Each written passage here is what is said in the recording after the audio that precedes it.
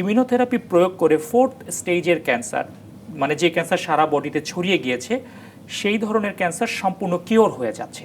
ইমিউনোথেরাপিকে magic drug হিসেবে এখন তুলনা করা হয়।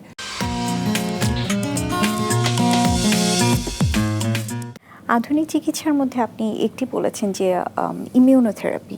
এই ইমিউনোথেরাপি সম্পর্কে জানতে চাই, কারণ রেডিয়েশন থেরাপি, কেমোথেরাপি সম্পর্কে অনেকের মোটামুটি একটা ধারণা থাকলেও ইমিউনোথেরাপি সম্পর্কে অনেকেরই ধারণা নেই। ক্যান্সার চিকিৎসার মধ্যে এখন সবচেয়ে বেশি আলোচিত যে শব্দ বিশ্বব্যাপী, সেটি হচ্ছে ইমিউনোথেরাপি।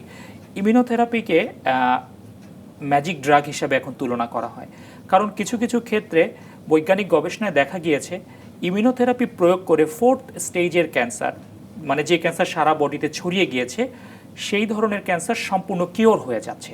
4th স্টেজের ক্যান্সার, রোগী সুস্থ হয়ে যাচ্ছেন এবং তার শরীরে ক্যান্সারের কোনো উপসর্গ থাকছে না এবং সে বছরের পর বছর ভালো থাকছেন, এই ক্যান্সার ফিরেও আসছে না। তো এই ম্যাজিকটা কিভাবে সম্ভব হচ্ছে, যেটা আগে ছিল না?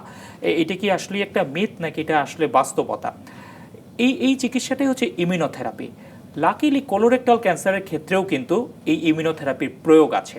সবার ক্ষেত্রে না, একটু ভুল ধারণা থাকে। অনেক সময় রোগী আমাদের কাছে এসে বলে যে আমার রোগের ক্ষেত্রে ইমিউনোথেরাপি কেন দেয়া হবে না। আমি যদি একটু ক্ল্যারিফাই করি, আমরা যখন কোলোরেক্টাল ক্যান্সারে বায়োপসি করি তখন বায়োপসির পাশাপাশি একটি নতুন টেস্ট করতে হয়। এটাকে বলা হয় MSI, মানে মাইক্রো স্যাটেলাইট ইনস্টেবিলিটি। যার MSI এই জিনিসটা হাই থাকবে তার ক্ষেত্রেই শুধু ইমিউনোথেরাপি কাজ করবে। কতজনের এটা থাকে পরিবর্তনটা? সাধারণত 30%-এর ক্ষেত্রে, মানে আমি 10 জন কোলন ক্যান্সার, রেকটাল ক্যান্সারের রুগী দেখলে তার মধ্যে 3 জনের এই জিনিসটা পজিটিভ আসবে। সুতরাং ইমিউনোথেরাপি সবার জন্য না। ইমিউনোথেরাপি 3 ভাগের 1 ভাগ রুগীদের জন্য কাজ করবে, যাদের ওই সিলেক্টেড অংশটুকু পজিটিভ থাকবে, অন্যদের ক্ষেত্রে কাজ করবে না। রেডিয়েশন থেরাপি, এটা সম্পর্কে একটু বলবেন, এবং আধুনিক রেডিয়েশন থেরাপির কি কি অপশন আছে?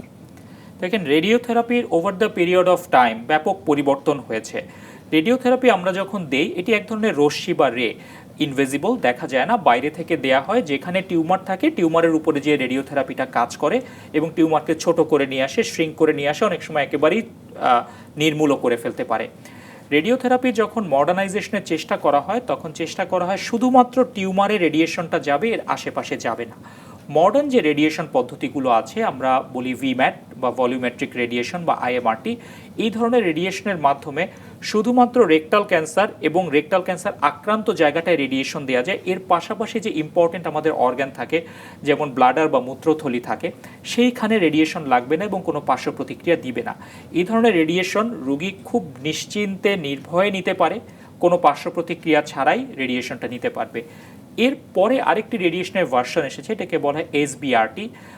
কারো যদি এই ক্যান্সারটি ছড়িয়ে লিভার বা বডির অন্যান্য কোনো জায়গায় চলে যায়, তখন এই SBRTর মাধ্যমে ওই নির্দিষ্ট জায়গায় রেডিয়েশন দিয়ে কিন্তু ছড়িয়ে যাওয়া ক্যান্সারটাকে নিয়ন্ত্রণে আনা সম্ভব।